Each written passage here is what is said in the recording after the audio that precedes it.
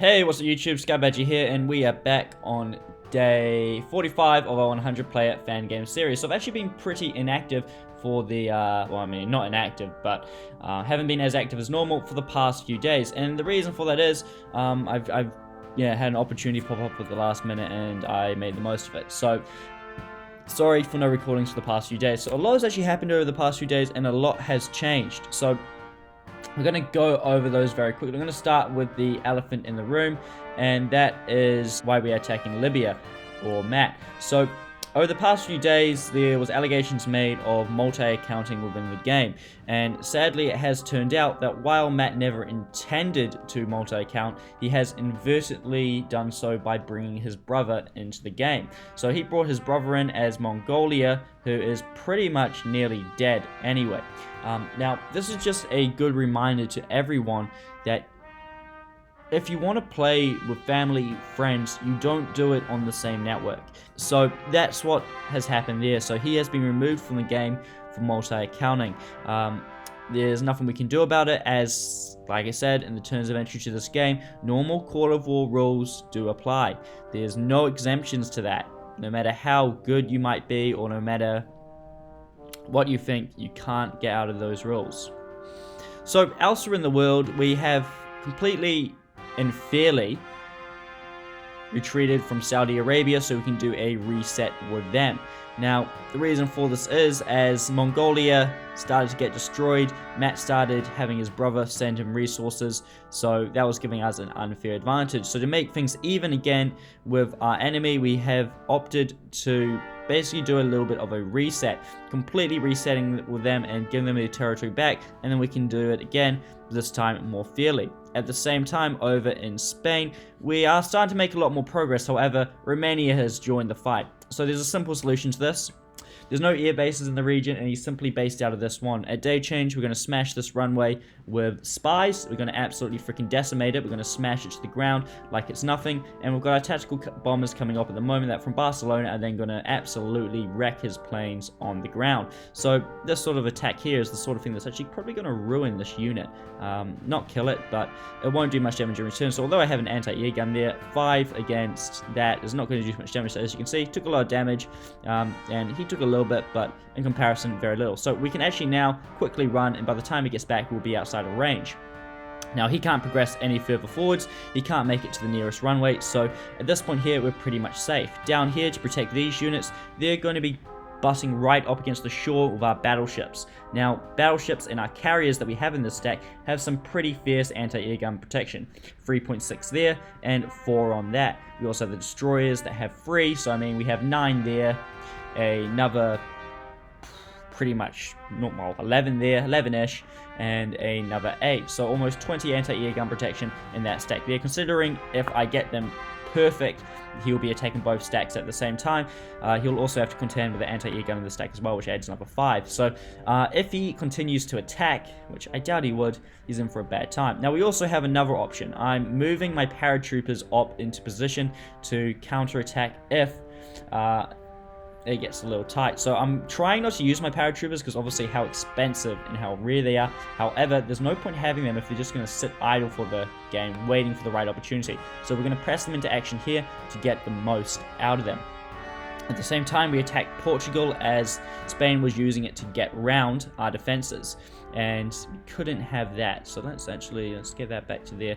So this is the last major stack of Spanish resistance, 14 troops. We have the AA guns to deal with it, however it's not moving. So actually what I am going to do is, instead of retreating that back to there, I'm going to move that into range. This unit here will act as a sponge. It's going to move into range, he's going to bomb it out. I'm then going to counterattack with my own artillery and hit him. I don't want to engage directly, so he only has 3 anti-air guns in there, but the reason I do not want to attack it is when he attacks my artillery with 3 artillery doing 2 damage, there's the potential that he will destroy one of my own, and that really hinders my ability to react and continue to deal damage. So I'm going to make sure that he does not get that opportunity, and he is hitting these units which have a lot more HP, 10 for each anti-tank gun and anti-air piece, and 15 for the artillery. So I won't take too many casualties there, that way I can keep slipping my own artillery in and out of range. So that is the plan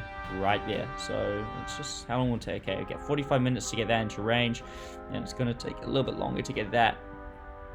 Nah, that's a bit of a shame. What we can actually do is, because we're using it as a sponge, we'll split the infantry off.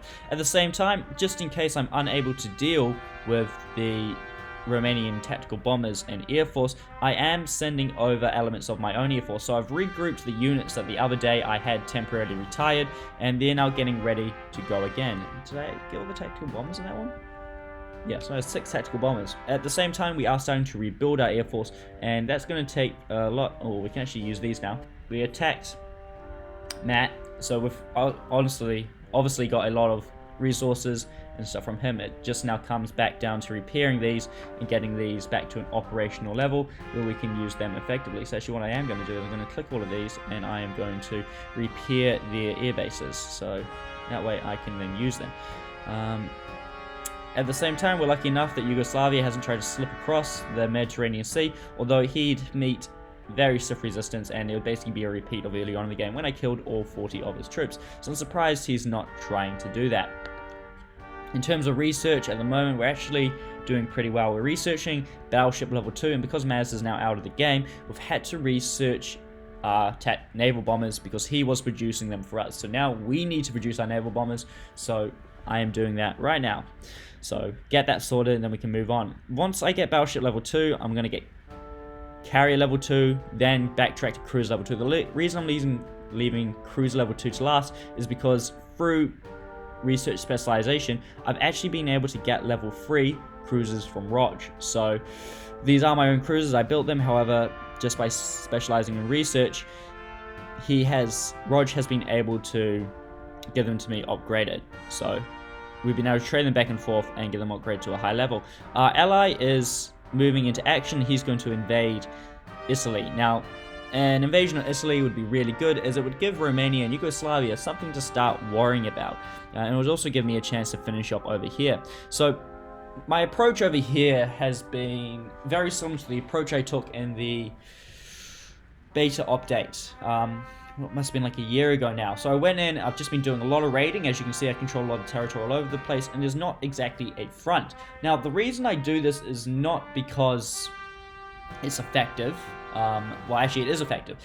It's because I'm outnumbered, I'm outmatched. If we have a look, Spain still has a stack of 14 troops in the region, and I do not have the power to directly engage that. I'd get slaughtered. So what I've been doing for the past couple of days is getting all this territory around here, and if he wants it back, he has to split his troops up into groups like these. And these groups here I can very easily pick off. As you can see, I've been working away on this one for a while. So that's what's happening there. I'm using my air force, my artillery, to slowly eat away at them. There's no way I could hope to engage this group directly, so I have to do things like this. Send in my infantry to absorb a blow from his artillery, which is a lot less than absorbing a blow from his infantry, anti-air guns, artillery, and anti-tank guns at the same time. Once I take a 6 hit point damage from his big stack there, I can then send in my 5, 6, 7, 8 artillery, and I can deal 16 damage to him. So 16 versus 6 is definitely an advantage in my favor. And once I get rid of that artillery, or even soften up the AA, I can actually send in tactical bombers. So finally going to get rid of that. I can't wait to get this done. Right, at the same time, we've also got a unit outside Lesbon. Is it Lesbon, I guess? I don't know. And basically we're going to capture that basically just before day change, so, or maybe even sooner, once we can no longer capture any more land. That way we'll settle all this land in here, and we won't have to worry about it rebelling. We'll also fix the food issues we are currently having at the moment. So that's the plan there. Damn it, I'm going to have to let's just attack it and sink it. We haven't, like, I mean, you'd think we'd have enough firepower. 5 cruisers, pretty much nearly 100%, dealing 12 damage to enemy ships. That's 52 hit. No, that's more than 52. That's 60 hit points worth of damage. This only has 31 left. So, you know, you think we'd sink it? Probably not. Probably have to go in again later on. Right, so, I mean, there's not much more to say. Our naval development's going pretty well. And what are we actually building in the naval area at the moment? Ooh, we've got a free port. That's time for another submarine. So the reason we're producing so many submarines at the moment is we have to replace the submarines that Matt had under his control. those submarines, although they weren't extremely numerous, made up a massive amount of our scouting troops. So they were positioned all along the coasts up here, gaining intel on our enemy. So I need those back. So at the moment we're currently producing those. At the same time though, we haven't technically assembled our first fleet. If we group that up, then come down to here and we group that up, we've got our first fleet ready to go. So really there's not too much more to say at this point, so thank you for watching and I'll see you in the next episode.